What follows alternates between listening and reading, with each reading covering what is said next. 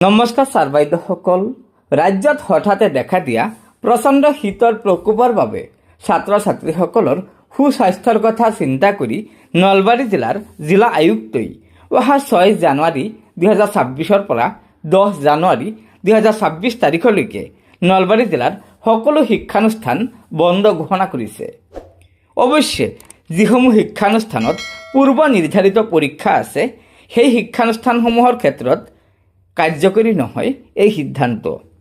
হয় ছাৰ বাইদেউসকল, প্ৰচণ্ড শীতৰ বাবে 6 জানুৱাৰী 2026 পৰা 10 জানুৱাৰী 2026 তাৰিখলৈকে নলবাৰী জিলাৰ সকলো শিক্ষানুষ্ঠান বন্ধ ঘোষণা কৰিছে জিলা প্ৰশাসনে।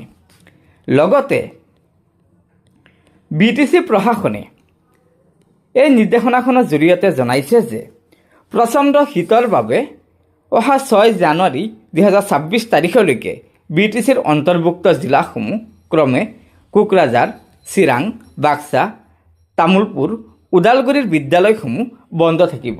হয়, প্ৰচণ্ড শীতৰ বাবে 6 জানুৱাৰী 2026 তাৰিখলৈকে BTC প্ৰশাসনৰ অন্তৰ্ভুক্ত জিলাসমূহৰ চৰকাৰী শিক্ষানুষ্ঠানসমূহ বন্ধ ঘোষণা কৰিছে BTC প্ৰশাসনে। গতিকে ছাৰ বাইদেউসকল, এয়াই আছিল চৰকাৰী বন্ধ সন্দৰ্ভত থকা আজিৰ গুৰুত্বপূৰ্ণ খবৰ। গতিকে লগৰ বন্ধুবৰ্গক এই ভিডিঅ'টো শ্বেয়াৰ কৰি আজিৰ এই গুৰুত্বপূৰ্ণ খবৰটো জনাই দিব আৰু নতুনকৈ অহা ছাৰ বাইদেউসকলে অনুগ্ৰহ কৰি আমাৰ এই চেনেলটো ছাবস্ক্ৰাইব কৰি ল'ব। ধন্যবাদ। জয় আই অসম।